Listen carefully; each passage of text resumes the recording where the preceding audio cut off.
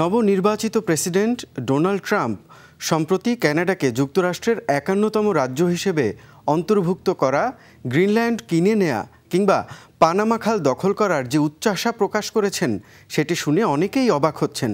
কিন্তু আমেরিকার ইতিহাসের দিকে একবার তাকালে বোঝা যায় এই ধরনের ভূখণ্ড দখল, ক্রয় কিংবা ক্ষমতা বিস্তার তাদের কাছে কখনোই নতুন কোনো ব্যাপার ছিল না। ইউনাইটেড স্টেটস অব আমেরিকা নিজের মানচিত্র বদলেছে ব্যবসায়িক চুক্তি, আলোচনা, সমঝোতা, যুদ্ধ, এমনকি রক্তপাতের মধ্য দিয়ে।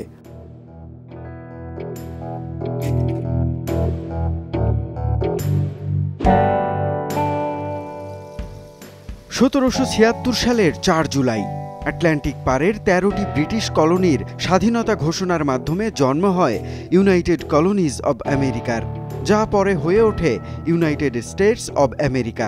শুরুতে মাত্র ১৩টি রাজ্য নিয়ে গড়ে ওঠা দেশটির আয়তন তখন ছিল প্রায় ১১ লক্ষ বর্গ কিলোমিটার।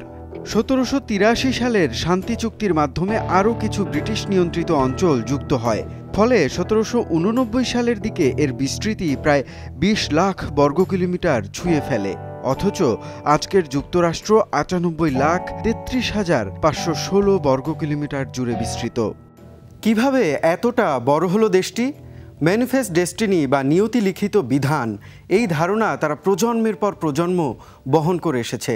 আটলান্টিক থেকে প্রশান্ত মহাসাগর পর্যন্ত বিস্তৃত বিশাল ভূখণ্ডের ওপর তাদের স্বাভাবিক অধিকার, এমনটাই ছিল আমেরিকান সেটলারদের দৃঢ় বিশ্বাস। ১৯ শতকের শুরুর দিকে আমেরিকা ৭টি বিশাল অঞ্চলকে নিজেদের মানচিত্রে যুক্ত করে। এর মধ্যে প্রথম ও সবচেয়ে নাটকীয় ছিল লুইজিয়ানা পারচেজ।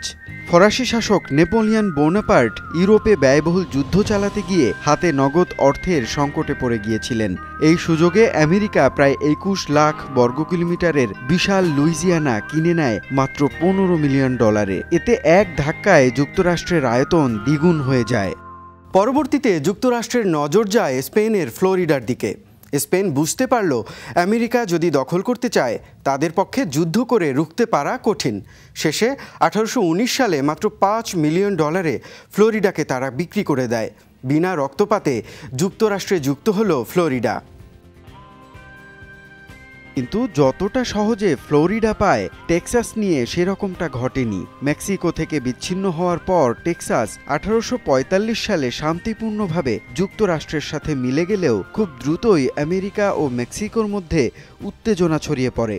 ১৮৪৬ সালে শুরু হওয়া যুদ্ধ শেষে ওয়াডালুপ হিডালগো চুক্তিতে মেক্সিকো টেক্সাসকে যুক্তরাষ্ট্রের অংশ হিসেবে স্বীকৃতি দেয়। শুধু তাই নয়, California, Nevada, উটাহ, Arizona, Colorado, new মেক্সিকোর কিছু অংশও যুক্তরাষ্ট্র পেয়ে যায়। সব মিলে মেক্সিকো নিজের ভূখণ্ডের প্রায় অর্ধেক হারিয়ে পায় মাত্র $১৫ মিলিয়ন। ব্রিটেনের সাথে দীর্ঘদিনের আলোচনা শেষে যুক্তরাষ্ট্র ওরেগন অঞ্চলও পায়। তারপর নজর পড়ে রাশিয়ান অঞ্চল অ্যালাস্কার দিকে। ক্রাইমিয়ার যুদ্ধে বিধ্বস্ত রাশিয়া ১৮৬৭ সালে মাত্র $৭২ লাখ বিক্রি করে দেয় সুবিশাল অ্যালাস্কা। অনেকেই তখন এটাকে শেওয়ার্স ফলি বা মূর্খতা বলে রসিকতা করেছিল, কিন্তু আজকের দৃষ্টিকোণ থেকে বোঝা যায় সেটি ছিল এক ঐতিহাসিক চুক্তি। ১৯৫৯ সালে অ্যালাস্কা হয়ে যায় মার্কিন যুক্তরাষ্ট্রের ৪৯তম অঙ্গরাজ্য। প্রশান্ত মহাসাগরের হাওয়াই ছিল একসময় সার্বভৌম রাজতন্ত্র। ১৮৯৩ সালে স্থানীয় রানী লিলিউওকালানিকে ক্ষমতাচ্যুত করে সেখানে মার্কিন সেনা সমর্থিত শাসন জারি হয়।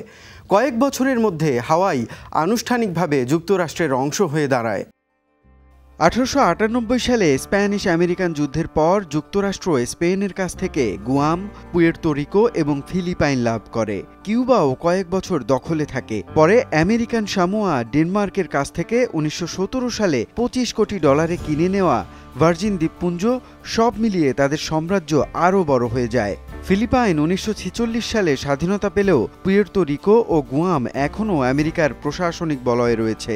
দ্বিতীয় বিশ্বযুদ্ধের পরে জাতিসংঘের তত্ত্বাবধানে উত্তর মারিয়ানা দ্বীপপুঞ্জ, মার্শাল দ্বীপপুঞ্জ, মাইক্রোনেশিয়া ও পালাউ সহ বেশ কিছু অঞ্চলের উপরও যুক্তরাষ্ট্র প্রভাব বিস্তার করে। মজার বিষয় হলো, যুক্তরাষ্ট্র ইতিমধ্যেই একাধিকবার গ্রিনল্যান্ড কিনতে চেয়েছে। ১৯৪৬ সালে $১০০ মিলিয়ন বিনিময়ে গ্রিনল্যান্ড বিক্রি করার প্রস্তাবও দিয়েছিল। কাজেই ট্রাম্পের গ্রিনল্যান্ড কিনে নেয়া মন্তব্যটা হাওয়ায় ভেসে আসা কিছু নয়। ওয়াশিংটন ও অটোয়ার মধ্যে সম্পর্ক যতই বন্ধুত্বপূর্ণ হোক, ঐতিহাসিকভাবেই যুদ্ধ, যেমন 1812 সালের যুদ্ধ কিংবা রাজনৈতিক গুঞ্জন, সবকিছুতেই কানাডা যুক্তরাষ্ট্রের অংশ হয়ে যাবে কিনা এ ধরনের আলোচনা আগেও অসংখ্যবার মাথাচাড়া দিয়েছে। শুনতে অবাক লাগলেও মধ্য ও দক্ষিণ আমেরিকায় প্রভাব বিস্তার করতে গিয়ে যুক্তরাষ্ট্র একসময় মনরো ডক্ট্রিন জারি করে বলেছিল, আমেরিকা মহাদেশের বাইরের কারো নাক গলানো চলবে না। তার মানে এই অঞ্চলে কর্তৃত্ব প্রায় নিজেদের জন্মগত অধিকার হিসেবেই দেখে তারা।